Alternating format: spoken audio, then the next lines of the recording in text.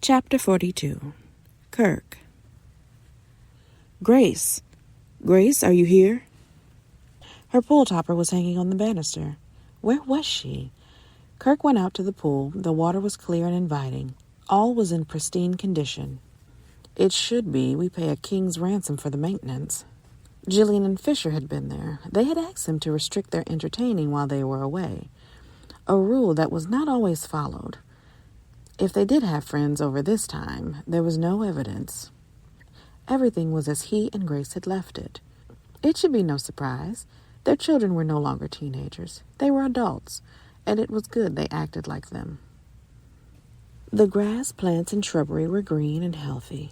The banana trees and bird of paradise plants were so perfect they looked artificial. Kirk looked throughout the area.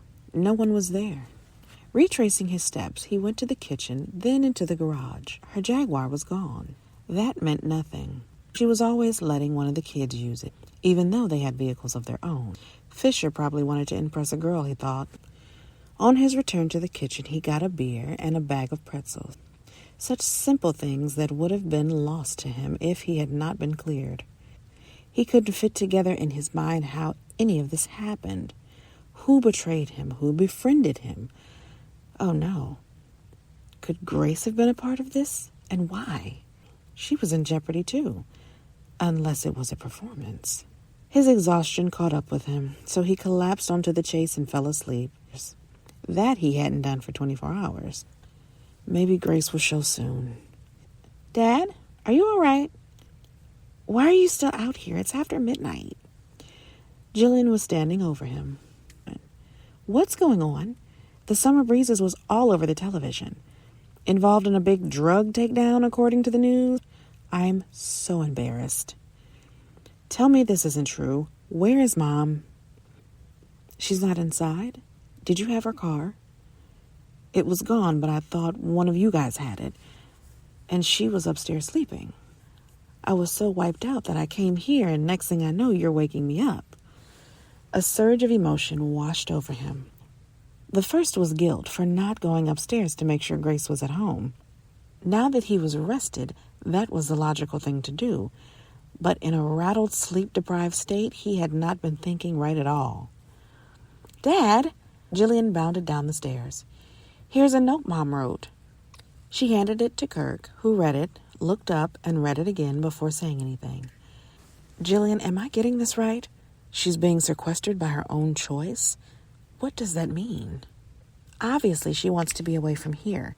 You, me, everybody she knows for now. I don't blame her. I wish I had thought of that. Being here in the spotlight and not a good one is too much. What happened, Dad? Just how did you end up in this dilemma? He looked at his daughter more like a frightened child than a protective parent. He was confused, too, and without answers, so he had none for her. I think we were set up. As cliche as that sounds, Jillian. Sometime when people go on vacation, especially away from mainland U.S., they let down all guards and become too laxed. I guess that's what I did. I have suspicion about this, but I dare not talk about them. He looked around the room, trying to detect a listening device or bug or something. He didn't want to alarm Jillian any more than she already was, but he wanted to try to offer her something that made sense of the whole situation. You can be confident that your mother and I were not directly connected. Otherwise, we would not have been released. I think we just ended up being a middle-aged couple that became a target of some opportunist. Oh, Dad. Jillian came and hugged him. I'm so sorry for being so selfish and thinking only about me. You and poor Mom. This must be horrifying to you. Really for her if she's gone into hiding. Honestly, we didn't see any of this coming. We were just two pawns, two dumb, euphoric Americans, so distracted by other things we didn't see this coming. Other stuff, Dad? Jillian, I can't talk about it right now. We need to find your mom, or at least someone who can assure us that she's doing this willingly, and this isn't something she was forced to write. Well, who do you think would have a clue? When I was released, I did ask about Grace. Her lawyer, Jackson, came and got her. So that's a start. If he will not get into the client-lawyer privilege mode. But I know Jackson, and even though he is your mom's personal attorney, he will be as straightforward with me as he can be. He knows we'll all be worried about her. I agree.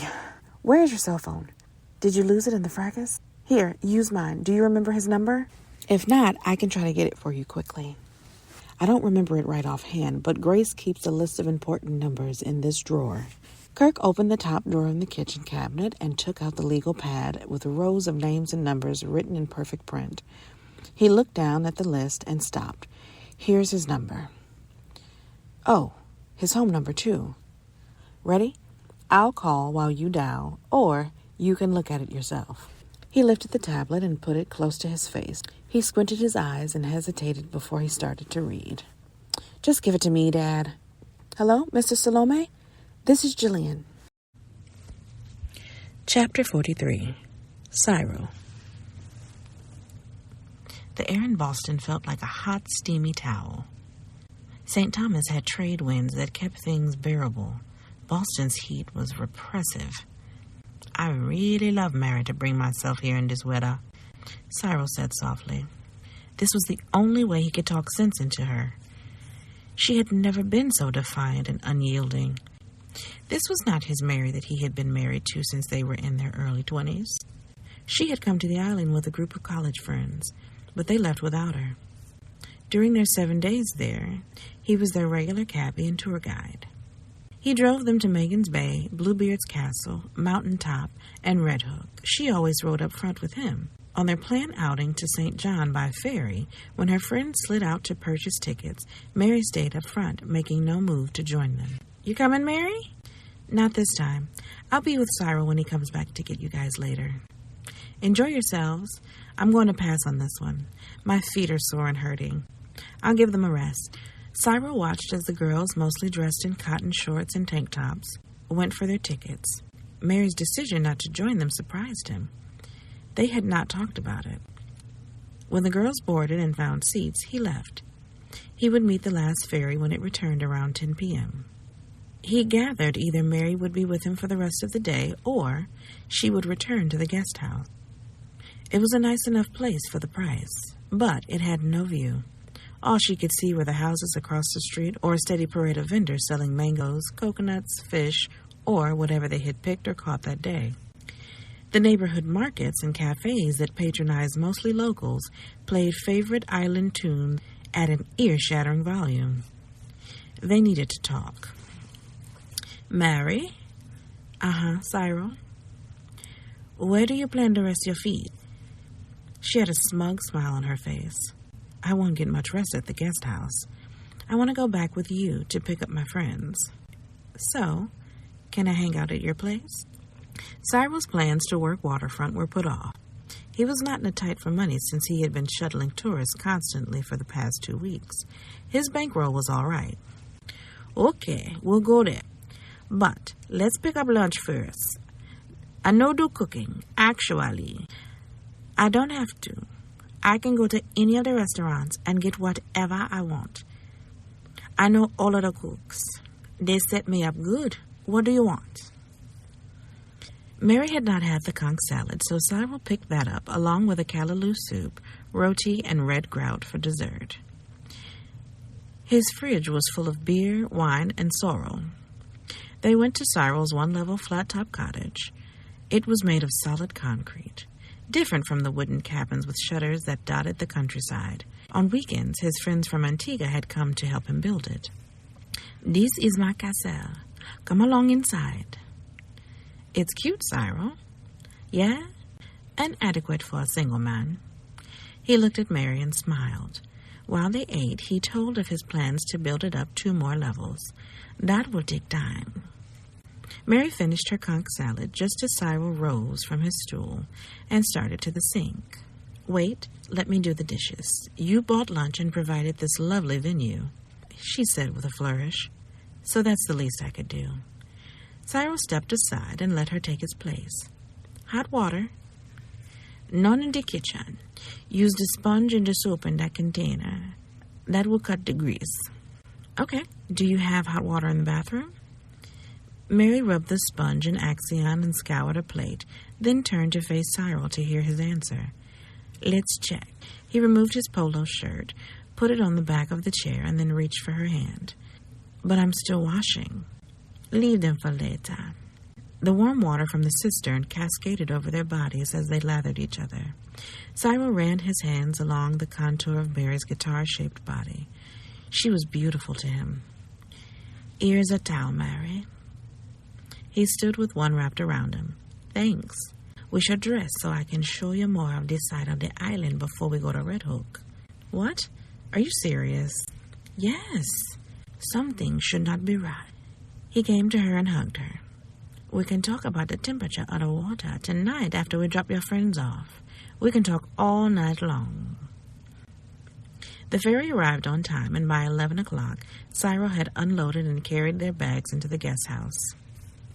Mary stood on the sidewalk and chatted with her friends, who had had a great time snorkeling and sunbathing. Cyril still had the trunk open as he leaned against the side of the cab. Mary, is Cyril waiting for you? She smiled as she looked at him. He sure is, June. After gathering her belongings, she hugged her friends. Cyril put her duffel in the trunk, and they rode away.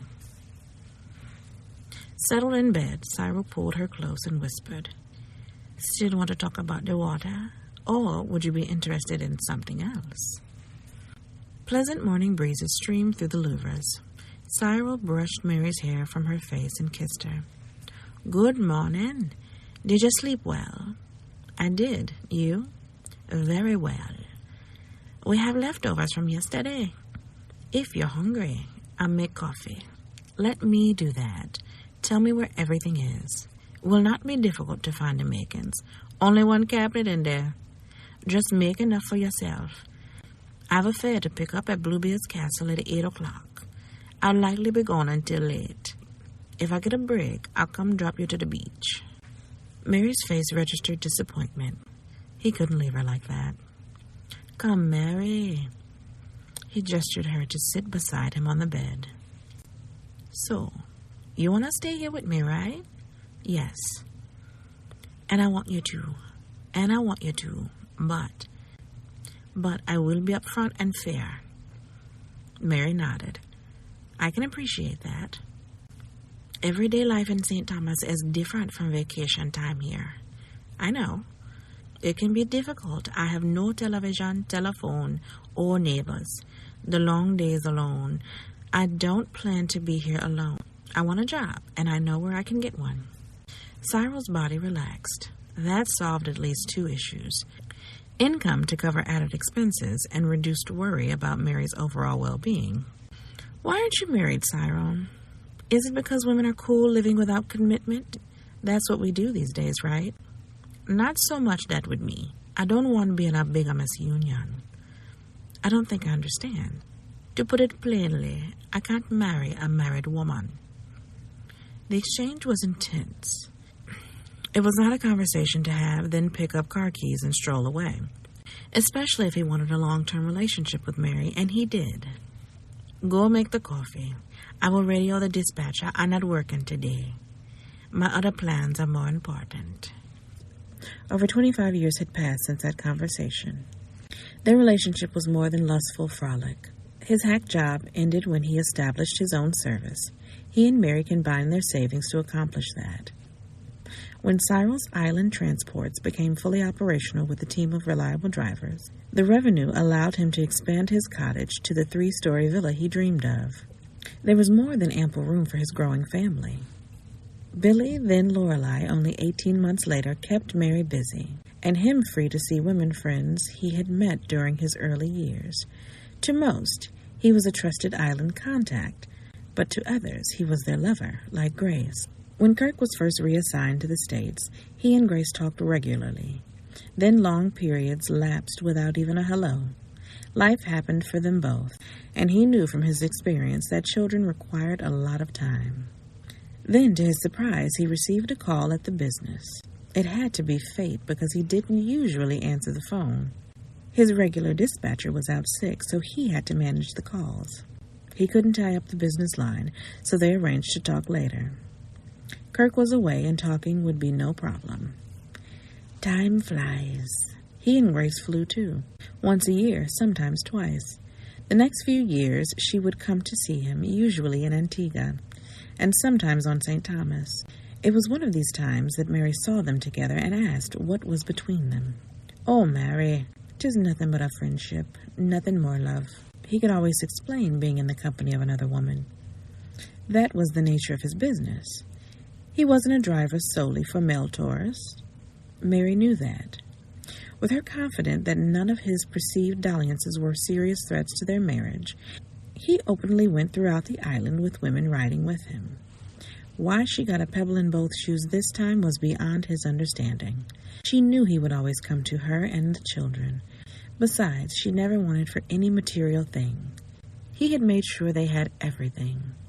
A massive house on the hill was because he and his countrymen got together every weekend for months until it was finished and had everything in it that Mary wanted. Even when hanging out at his favorite bar with a girl, if Mary called or sent a message that she was stopping by to have a quick drink or just to chat, the side girl knew to back away, stay put, and not say a word. Mary was his wife, and all of his lady friends knew it. He never fooled them or told them he was leaving her for them.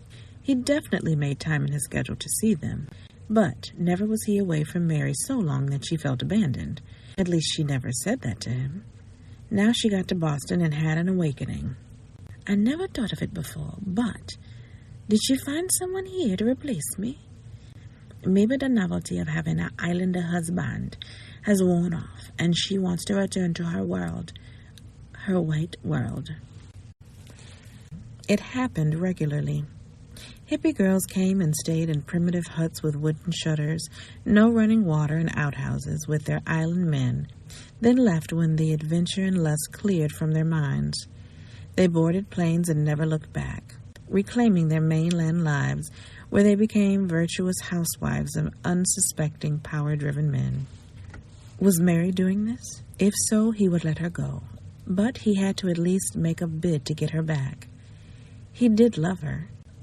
More than that, she deserved to know that Billy's death was a catalyst that caused a series of earth-shaking changes. Billy did not die in vain, and Cyril's efforts to avenge his death had been successful. Beforehand, he couldn't disclose his involvement in the multinational effort to stop the poison that was flowing into the mainland, as well as establishing markets in the islands on the way up. Many nights and days that he spent away from her after Billy's death had nothing to do with another woman, but that he could not reveal. He shielded her and Lorelei from it all.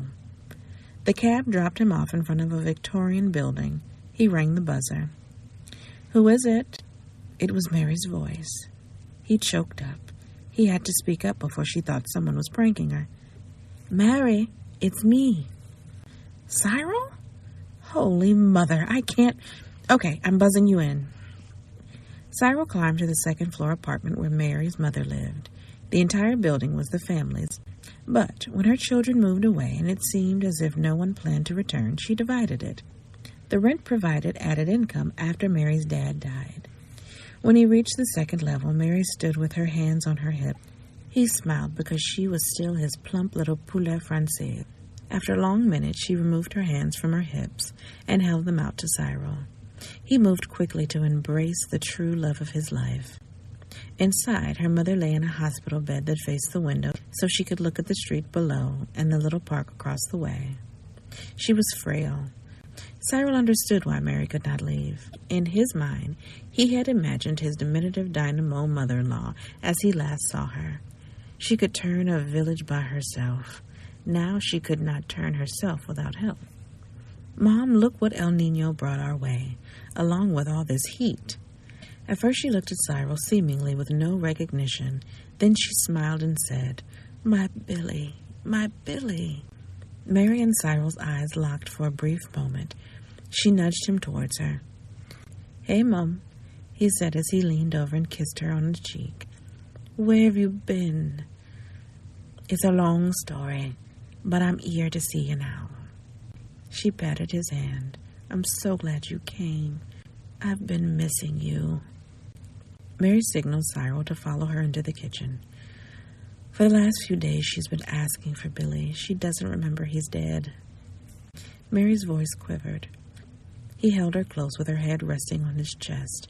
He wanted to say something, but the silence was full of what they needed, a time to embrace and lean on each other.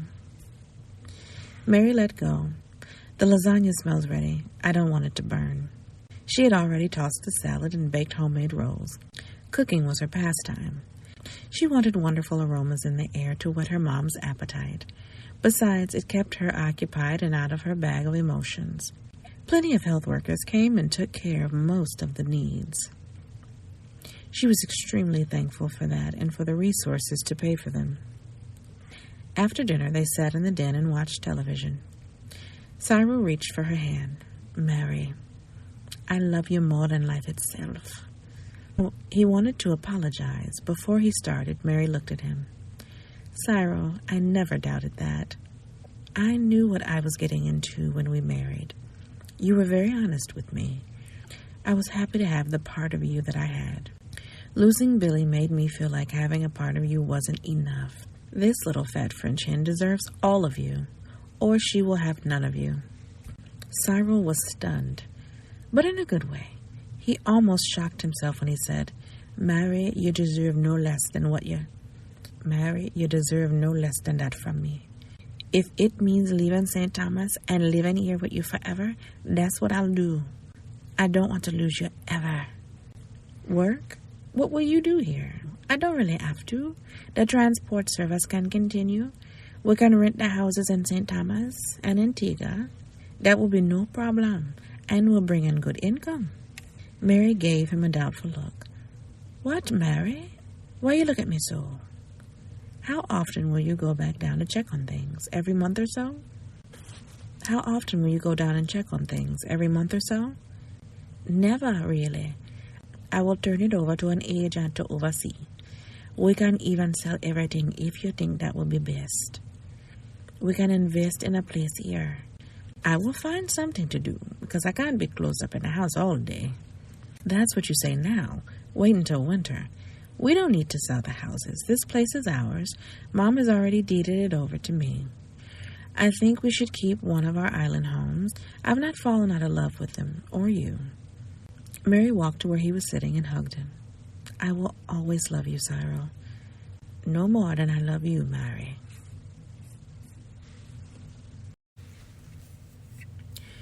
Chapter 44. Grace. Grace's mind whirled. The conversation with Nanette jump-started her journey to self-discovery. Was she ever really in love with Kirk? Was it the lifestyle and his generational wealth that made her stay in an illusion of happiness? Or was it the lifestyle and his generational wealth that made her stay in an illusion of happiness? Might she have been happier in a modest bungalow in a tract home community? To thine own self be true, and it's never too late to do that. She remembered the hippie migration to Mendocino County. It had little hamlets and villages along the north coast.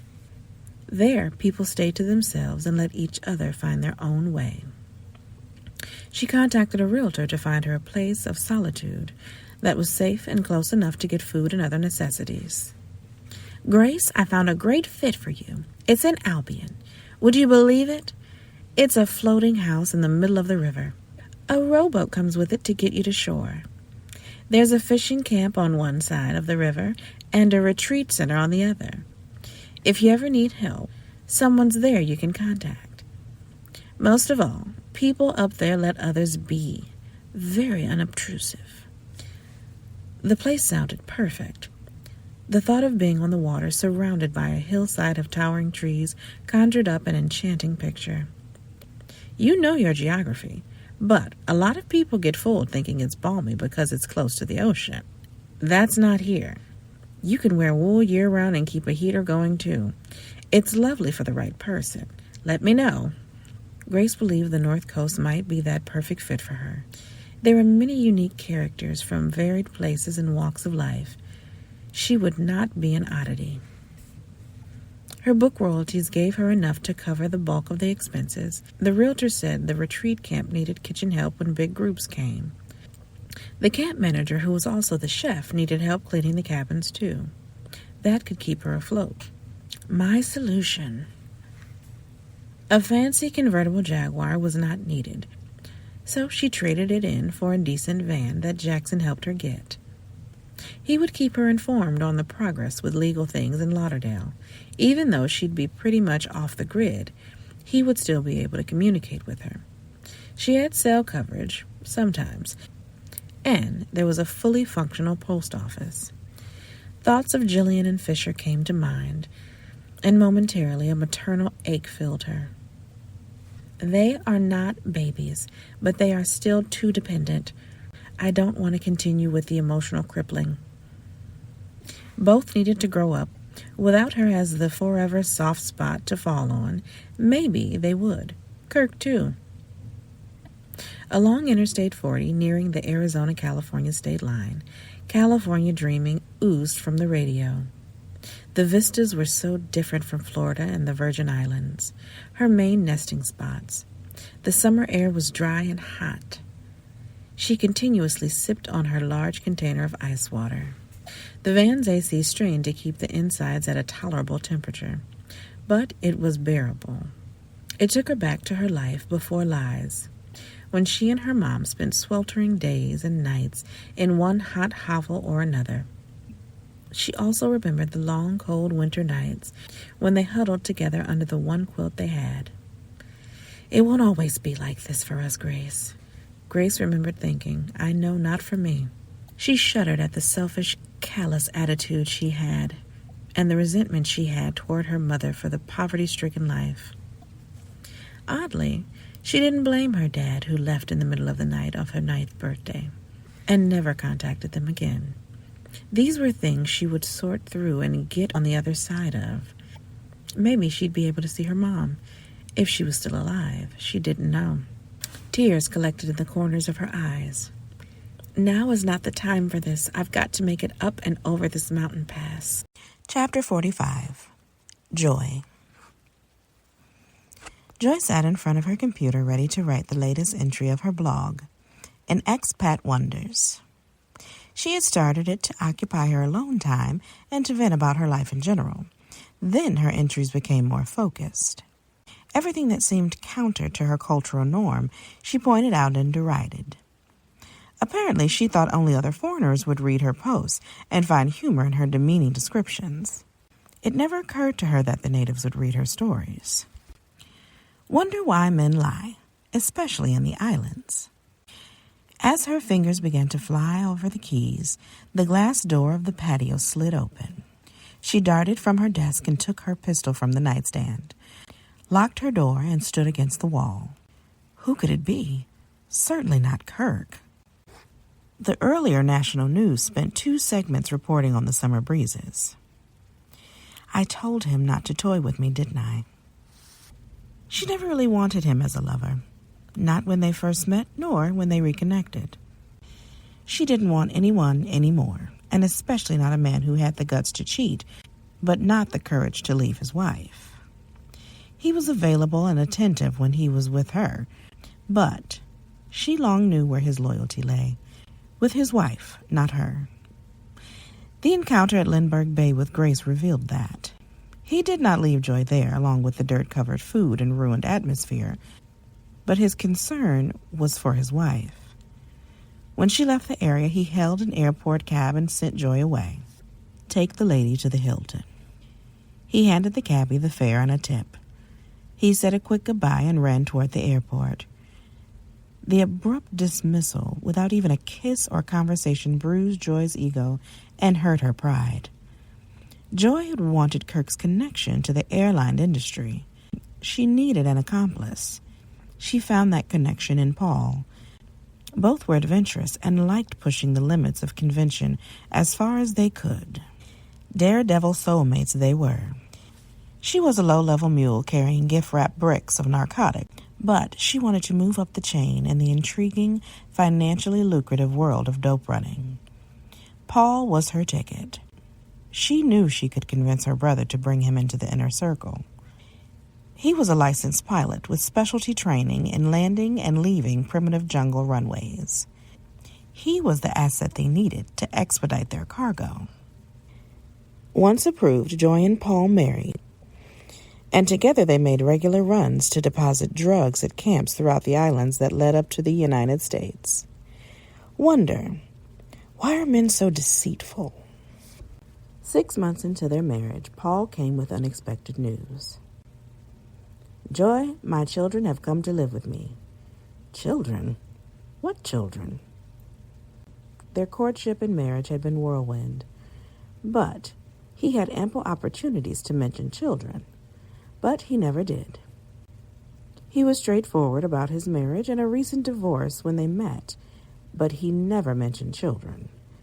He was always sympathetic and apologetic whenever Joy became distraught when another month passed and she had not gotten pregnant. Don't worry, honey. Let's just be enough for each other.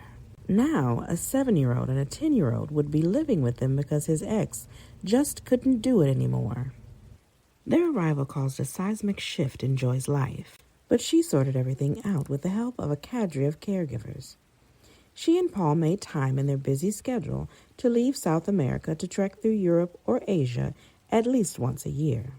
On the trips, more than during their daily routine at the mountaintop estate, she noticed Paul's complete absorption with the children, all his time and attention focused on them. She was merely an inconvenient tag-along. Life was grand for them, if not for her. Wonder, will I always be in the wings while the major players are on the stage? Giving in to Joy's persistent urgings, Paul sent the children to a month-long summer camp. They need to be more independent and not run to you to solve everything. There, they will learn survival skills and how to socialize with other children. Honey, Trinidad and Nevis tomorrow. Yes, those are the present targets. You are up to the run. Of course. It was their time together that she enjoyed most. There was no one else making demands. It was like old times. Him, her, and gut-churning adventure. I want to get in as many trips as I can before the children return. Paul brought her in close and kissed her. You're the best. Most of all, the greatest mom kids could have. I'm so lucky to have you. I try, and I love you so much because of all you do. By the way, Paul, when camp ends next week, I'll go with the chauffeur to get them. Sancho has a run scheduled. It breaks my heart, but I won't be going with you then. It's best I stay to meet them. Don't want them to feel abandoned by us. It was a pleasant ride as she meandered alone, enjoying the beauty of the countryside. She was part of the ruling class, so there she didn't fear being ambushed or shook down for money at the roadblocks. Everyone in the area knew she was in the family. Lush vegetation brushed against the sides of the Range Rover as she drove along the narrow mountain road. Blooming plants perfumed the area. The air at the altitude was soothingly cool. Joy reached up, loosened her ponytail, and let the wind take it in whatever direction it wanted. Life was good. At the camp, the children sat in front of the cabin, packed and ready. Their faces registered disappointment when they did not see Paul. Where's Dad? Joy smiled and explained that he had an urgent business trip to make and couldn't come with her. He'll be extra excited to see you when he gets back. Go ahead and put your things in the car. Let me talk to your counselor. I want to know how you did. She tried to sound as sincere as a liar could. I need to rest a little, too. Then we'll start back. We want to be safe, and that begins with the driver being on her P's and Q's. P's and Q's, the children mouthed. They were anxious to leave. They anticipated reconnecting with their friends in the nearby villas. They could brag or complain about their camp experience. They loaded their backpacks and other gear, then milled around until Joy signaled for them to get in. Goodbye, George. See you next year. You too, Anna, his sister said. At a narrow part of the mountain road where 2 cars couldn't pass at the same time, Joy stopped. I'll blow the horn to signal I'm coming through. What's happening? Jason asked, as a loud bang went throughout the car. The ramming sent the children flying from the windows. Neither had on a seatbelt. The front end hung over the edge of the road. threatening a precipitous drop into the river below. Joy awoke in the Nuestra Salud Hospital. 2 weeks in a coma, she lay unaware of the outcome of her mountain road near-death experience. "The children," she asked the nurse, who said, "I'm sorry." From her non-answer, she knew they had not survived, nor Paul, whose plane mysteriously crashed into the jungle minutes into his last flight. Now she had to make decisions about her future life. She was not given to protracted mourning and grieving. She needed a new place to go in a different direction. She found the estate in Jos Van Dyke that covered one end of the island. Sancho bought it for her. Wonder. I am close to St. Thomas. I wonder where Kirk is and what he's doing. His children should be nearly grown now. Joy turned the pages of her old day planners. She didn't know why she hung on to them so long after they were no longer in vogue. But she had a life before the internet, and her contact information was in them. She found the last number she had for him. Kirk Sutterfold. "Hi, Kirk. It's me, a blast from the past." Joy sounded confident and chipper. "Well, hello, my dear. It's good to hear your voice. How are you?" She didn't get bogged down in the last events of her life. She would share that, perhaps, with him later, if this went beyond their phone call. He opened up, saying that his years jetting around to ensure proper functioning airports were coming to a swift end. The younger generation saw him as a dinosaur, and not nearly as astute as he should be in a digital world. "I don't want to wait around to be the pathetic old bull that's put out to pasture because he can't perform anymore." Joy laughed. "When did you get so folksy? That's the way they talk in your fancy gated community?" "No, but I find myself dredging up old sayings my Texas grandfather used to say. I guess I'm turning into him. What's happening with you?" "I've moved back to the islands. I can't get them out of my system, it seems." "You're kidding. I ran across a great estate online. Sometimes I browse and dream. I guess I get island fever, too. Do you have email? I'll send the link. It might have sold already, but looks like the perfect slice of paradise." Joy checked her email and opened the link. It was her estate. What a coincidence. "You're right, it's sold already. That's my new place." "Holy moly, is this a sign?" he laughed. "Might be. Maybe you shouldn't give up your job yet. You still check facilities. Don't turn in your resignation before coming here, okay?" "That's a great idea. Actually, I have a buddy who's in the airport administration there. This is unbelievable." She hoped her invitation would be his incentive to work a little longer so he could be away from Grace and rekindle his relationship with her. Another wonder. It was wonderful at first. Kirk's periodic visits fulfilled her need for male company and kept the locals at bay. 2 or 3 had tried to turn her head, but native men had never interested her. Their inherent philandering did not match well with Joy's dominant personality. Sharing was not in her nature. It was all or nothing. She used one of her Kentucky grandmother's sayings. "I don't play second fiddle in no man's band. I'm first string or nothing at all." So those who had approached her went away miffed. Rejection was not what they were accustomed to. This was their country, so it was general knowledge that visitors and those who decided to reside there should play by their rules. Joy did not mention Paul or the children again. She didn't want to reveal too much about her life. She simply didn't want to give Kirk an entry to some aspects of it. The less they talked about her, the less was revealed. She hadn't wanted to lose Paul, but that was the only way she would be free from his obligation to his children and his forever attachment to their mother. Sancho had set up the accidents. Inches more, Joy would have been a casualty too. Wonder, was the Range Rover hit harder than ordered, or was the driver so deaf that he knew that would be the effect? Whatever the case, she had been in recovery for 3 months. Soon afterward, Sancho had relocated her to Jost Van Dyke. He had not made a foray into that island. With Joy being there, it would be easier to start an operation. Kirk, as a constant visitor, one with a stellar reputation in a legitimate business, provided good cover for her not-so-stellar enterprise. In her blog, Kirk became a major wonder. He was as she thought.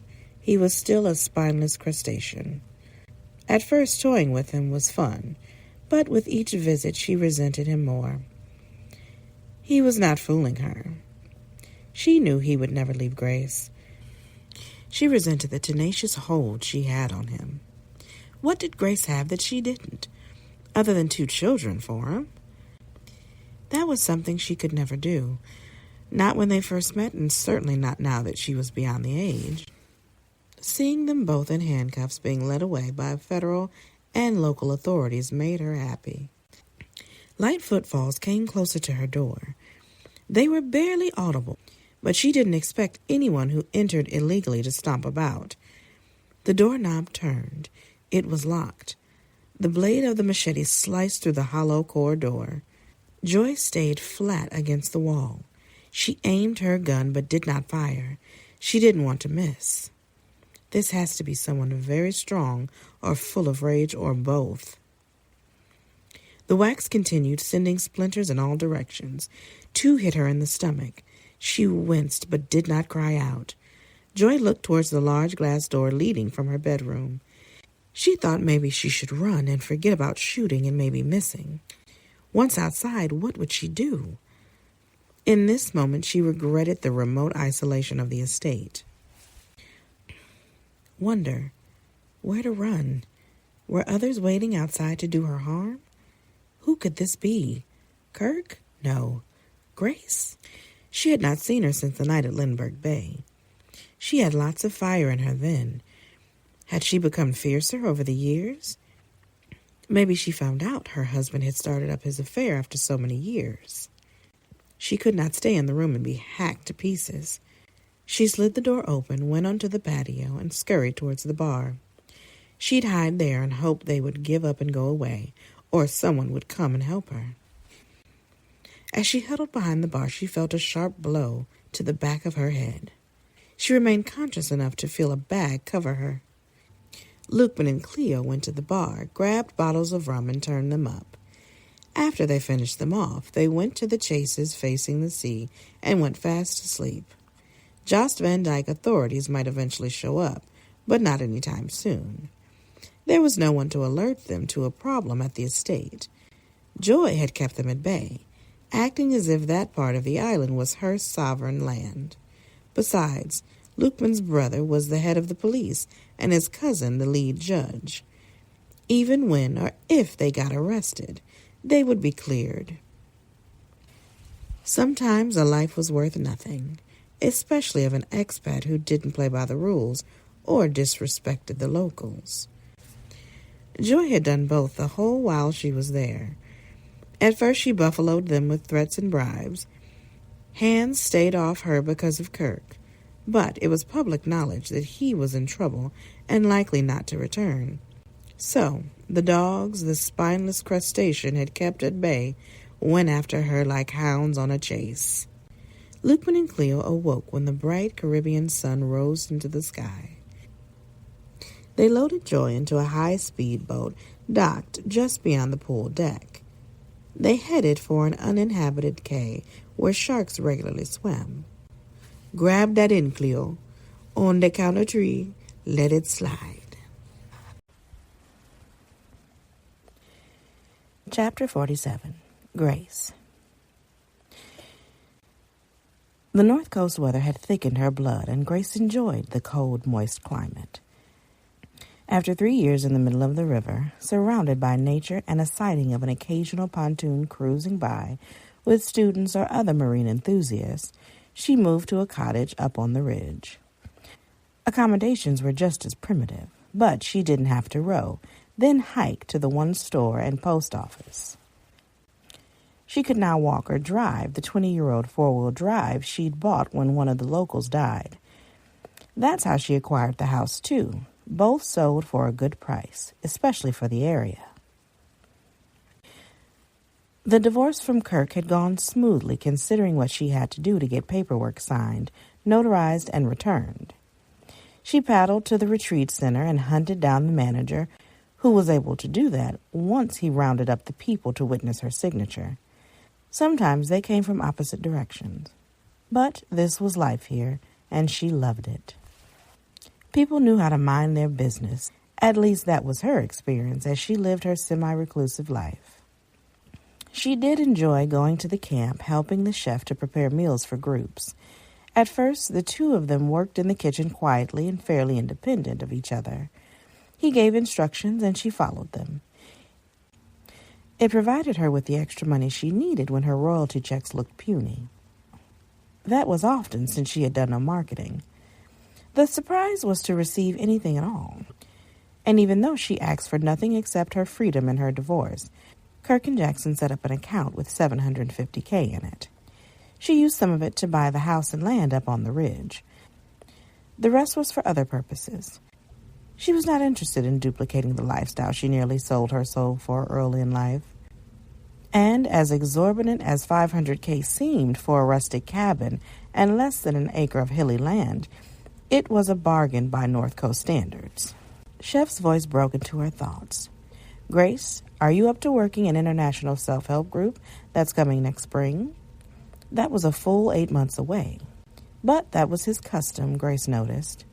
He wanted commitments early on so he could go forward with his plans. Cisco had to receive the food order to make a timely delivery. Housekeepers had to be contracted, and the regular boat pilot had to be on hand. All these arrangements were done in addition to the menu planning and price setting. Quite a chef, Grace thought. The camp hosted groups as varied as wild mushroom hunters to senior singles. Each had its own agenda. He had never gone into detail about any of them before, but this one he talked with her about. Cutting through the fog to get to a solid landing is the thing. I hope they emphasize the need to navigate slowly to disarm buried minds along the way. Digging into our past can be painful. He looked at her, expecting a response, she thought. Grace continued cutting vegetables for a salad. I agree with you, Chef. Maybe you should lead some of the breakout sessions.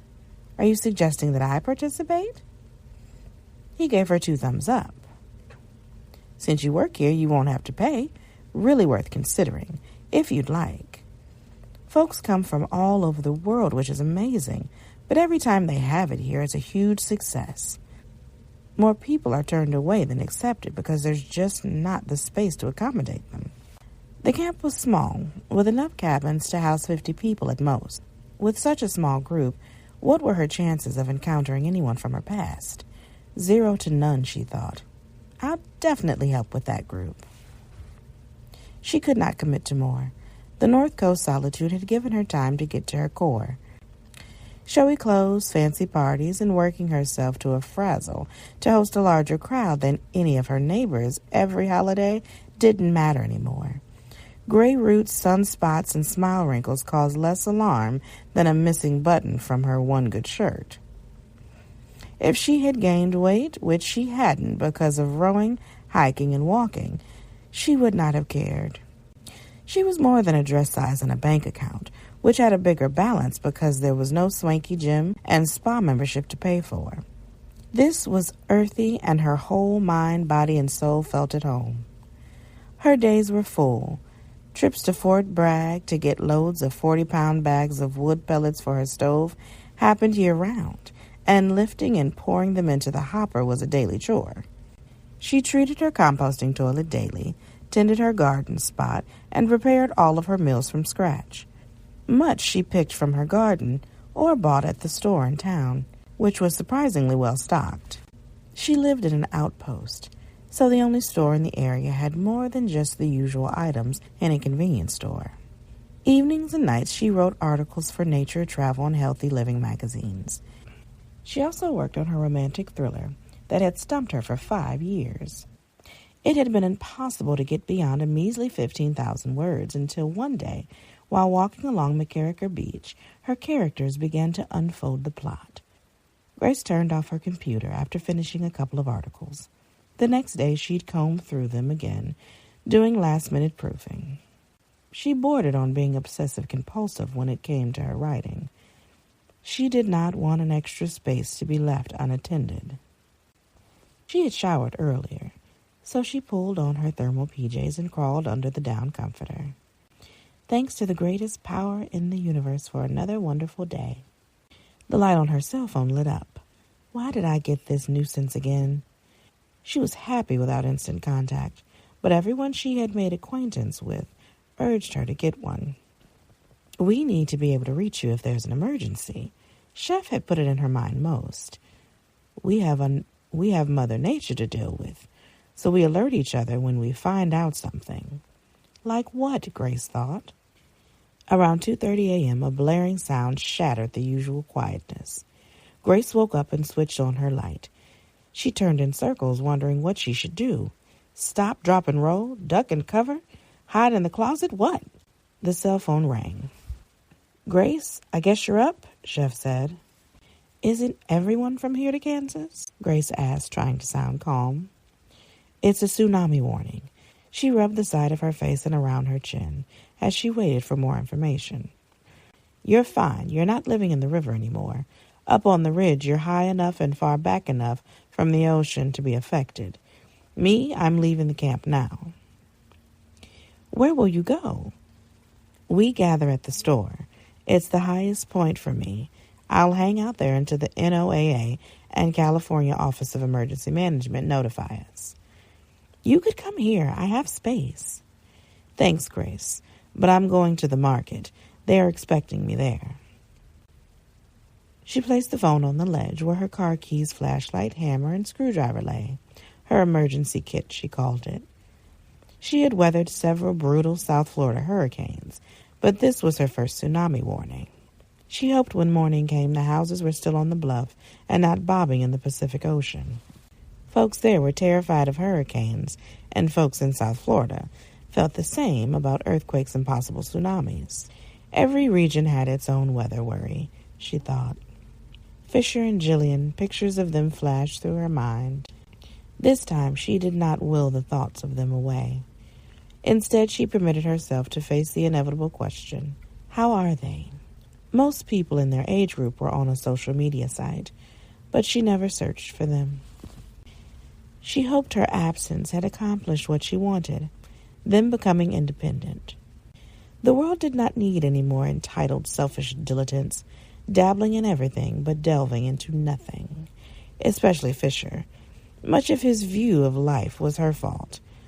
Every interest he had was indulged: fencing, surfing, fly fishing, and even fondue making. After she had paid an exorbitant amount of money, he would lose interest halfway through the first lesson. Jillian stuck to her choices, but they were ones that caused Grace's friends to raise their eyebrows. Oh, she's learning breakdancing and rap. She and Kirk had been cited by the HOA several times for her driving through the neighborhood blasting "California Knows How to Party." A couple of times, she and her West Palm Beach friends jumped out in an intersection and did a live performance wearing bandanas with a jean leg rolled up. We paid a hefty fine for that. Several families refused to attend any more of Grace's parties after Jillian and her friends came through pretending they were at the Mardi Gras. The girls pulled up their bikini tops and flashed couples out for their daily exercise. One husband stopped to watch the show until his wife hit him in the back. When Grace saw them out again, he was wearing a brace. Since Kirk was away on business most of the time, she had to face the neighbors, go before the HOA, and work at restoring their standing in the community. Before this last episode that involved her and Kirk, Jillian had again pushed the limits of acceptable behavior. That time, Grace called Kirk and demanded that he come home and handle it. She had hurriedly arranged an extended stay at a writers' conference. He could explain who let the dogs out. Jillian and 4 of her friends had guys on leashes walking through the neighborhood at midnight, singing at the top of their lungs. The tinge of guilt that needled her when she first started thinking of her family dissipated as these scenarios came to mind. The siren had stopped. Her phone rang. "Thanks, Chef. You get back to camp safely and try to get some sleep. That's what I'll do too." Chapter 48, Cyril. Mary thrashed around to find their remaining island clothes. When she found them, would she and Cyril fit into them? He was still the size of 2 bacon strips. Maybe he had fattened up a wee bit from all her home cooking and his sedentary life in Boston. She held them up and looked them over. They'll be fine. 10 years had passed since Cyril stood on the door. Within months, Mary's mom had died, happy that she had seen Billy again.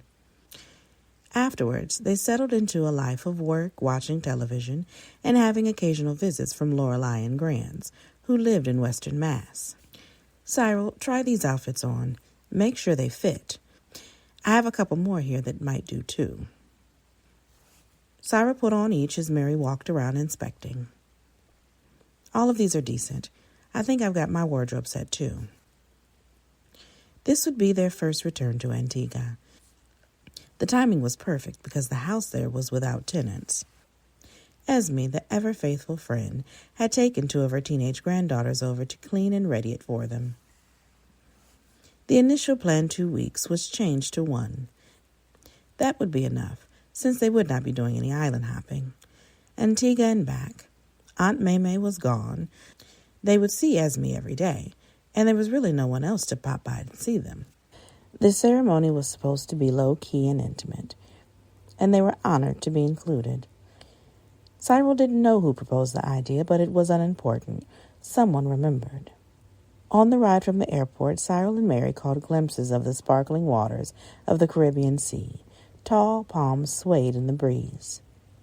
"We here, sir, ma'am," the driver said as he slid from behind the steering wheel to help Mary out.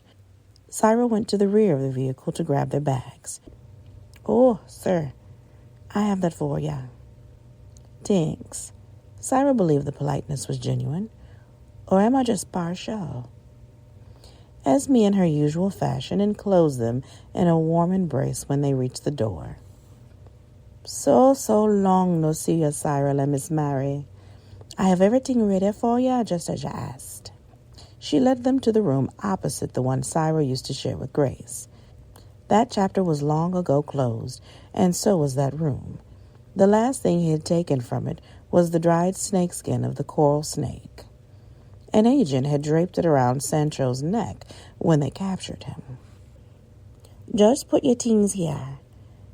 I will hang them for you while you sit and relax. Such a long trip, but it's been a few seasons since you're here." Cyril strode to the rattan sofa with the cushions covered in large floral print and sat next to Mary. He took her hand and held it gently. It was a gesture he had done ever since he promised Mary he was hers and hers alone. Esme smiled and nodded. Well, I made fish, fungi, and dukkana. Got fresh limeade ready, too. You hungry, no?" Cyril looked at Mary. "Let's go, lovey. I hear the pot's calling our names." On the covered patio, Esme set a table where they sat, drank, and chatted about how the island had changed since they were last there, and how much Esme had not changed. "Have you been to St. Kitts lately?" Cyril asked as Esme put the serving dishes of food before them. "Here, come sit, eat." He pulled out a chair across from Mary and gestured. "Oh, thanks, Cyril. Not this year. I went to England." "Oh, did you?" Mary said. "Was it a good visit?" "Exceptionally so. My oldest granddaughter finished university, so I went for the ceremonies. Found out she's engaged to marry, and I met the nice British lad." The conversation skipped from one subject to another as they caught up on their life events. Mary covered her mouth when she yawned. "Excuse me, but I think the Sandman is sprinkling me." They had sat talking longer than they should have, especially with the early morning pickup that was scheduled. Mary rose and went to Esme and hugged her. The dinner was delicious and your company more delightful. So true. Thanks for everything. We'll see you in the morning. Cyril hugged Esme and kissed both cheeks. They took quick showers and crawled in for the night. As arranged, the next morning a stretch limo waited for Cyril and Mary, with the driver standing to open the door for them to enter. Cyril said under his breath, "This is too upper crust for me." "Shh." Mary smothered a laugh. "Thank God the land is flat here. Imagine riding in this on the roads in St. Thomas. They used to drive the governor along waterfront in a mile-long limo. Remember?" True. Cyril looked out his window. While Mary was showering, he'd had a quick minute alone with Esme. He asked if she'd heard anything from Grace since they were last there together. "Not a word, Cyril. Not even her friend Nanette has heard a peep from her. It's like she gone from the face of the earth." They pulled into a circular driveway in the front of a building that had several smaller ones attached to it. An usher met them and led them to a platform where dignitaries had already assembled. The usher gestured to a seat. "Here, ma'am." "Thank you. And you, sir?" Cyril sat next to her. They occupied the last two chairs that faced the crowd of about 100 people. Government officials spoke before they invited Mary and Cyril to stand. "These are the parents of Billy Christian Steck, in whose honor this rehabilitation and training center was named." Mary wiped her eyes as Cyril gave her soft, consoling pats. The location of the rehab center was on property confiscated by the government from Santo's drug operation. He and Mary had been informed in advance that 2 sizable anonymous donations were given for this specific project. One paid for the building and the other, with the proper investment, would cover operational costs and salaries for years into the future. Who had $250,000 just laying around? Cyril wondered. Mary did not have to wonder about the other donation. She wasn't sure, but she strongly suggested this was part of her mom's plan. She loved Billy so much. As they sat listening to the speakers, Mary and Cyril looked at the faces in the crowd. They turned to each other in a startled surprise. They both could not be seeing things or hallucinating. They whispered, "Billy?" That was an unrealistic, delusional thought. Was someone playing a cruel joke on them? What? Cyril soon realized it was a much younger version of Billy, only about 10 years old. Just about as long as Billy had been dead. The boy was sitting next to a deeply tanned blonde in her very early 30s. After the ceremony, the chauffeur escorted Cyril and Mary to the limousine that waited for them to enter its air-conditioned interior. "Mary, go ahead inside." The heat was more intense than they remembered. Their bodies had lost their island's tolerance after being away for so long, without even a short visit. She offered no objection and quickly slid inside. "Wait here for just a minute, if you will." The chauffeur nodded. "Will do, sir." Cyril moved towards the woman and child, who remained seated as everyone around them went to their cars and walked away. She was looking at her phone, and the child was engaged with the latest electronic game. "Hello, I'm Cyril." "I know." She looked up at him with a broad smile. So much about her was different, but that smile was unchanged. "Angelica?" he questioned softly. "No. Nice to meet you. I am Claire, and this is my son, Billy." Cyril felt his heart race. He must get them over to Mary. She had to meet them. "Please come with me. Mary and I are headed home, and our friend has our great big island meal waiting for us. We'd really like to have your company. Come ride with us now." Billy entered the limo first and sat across from Mary, who held her arms out for him to come hug her. As Claire entered, she said, "Go on, Billy. Hug her." Chapter 49. Kirk. When did everybody become so lost? Kirk held up the brochure Jillian had placed on the table next to his recliner. "Your mom went to God knows where to find herself. Fisher left his job to walk the El Camino del Santiago on a spiritual quest, Now you want to go to a place where their main agricultural crop is weed? Oh, Dad, don't be so cynical. I should be bitter and skeptical after being dumped and abandoned by Connor. Jillian moved next to Kirk. But I'm not, thanks to you and the group I joined to help us jilted lovers. That sounds ancient. Jillian laughed, which prompted Kirk to do the same. Why don't we give it a try? It would be a good road trip. Jillian tapped her fingers on the arm of the sofa, waiting for his answer. You can take off that long from work? It'll be at least a 2-week drive, then a 5-day retreat. Not really, but I can work anywhere there's internet service, and that's just about everywhere now. Oh, okay. Let's try some of this California tree-hugging therapy. There's no denying we have old wounds to heal. And after my encounter with the new caustic neighbor, I have some new ones too. What happened, Jillian? Some folks are joy killers. Seem like it's their life's calling. Whatever. Not worth talking about right now. Kirk nodded. Now back to this adventure. Well, lots of things are there besides weed growing. A great art colony is close by. Parts of Murder, She Wrote were filmed there, so we could check out that place. And we can swim in the Pacific Ocean. You know, compare it to the Atlantic and the intercoastal waterway you've been staring at way too long. Before Jillian and Millicent came to live with him, Kirk had not ventured further than his pool deck or the pier that went into the intercoastal waterway. He did start playing a few rounds of golf, but not at his usual course. He wasn't welcome there anymore. The snub bothered him at first, but soon he looked forward to playing with his new buddies at the less prestigious course. They were down to earth and often had tales to share and things to talk about other than making money and toxic political topics. It was not the most pleasant circumstance that brought Jillian back home. The abrupt breakup was devastating, but she was not destroyed by it. Kirk supported her throughout her pregnancy, and when Catherine Grace arrived to join Millicent, who was with them at the time, the two girls kept them busy. Jillian even ventured into dating again, but none of the relationships developed into anything serious. Well, where will Catherine be while we're at the retreat? Does she need to deal with her old wounds too? A tinge of sarcasm colored his words. Yeah, right, Dad. Stop being cantankerous. Let me check the calendar. Is it a full moon or what? Oh, I'm sorry. I guess I can admit I fear growing old alone. I mean, you and the girls have been... I know, Dad. It's not the same as... I know what you mean. Believe me, I do. Well, do you want to make this a road trip? I've never been across the country like that.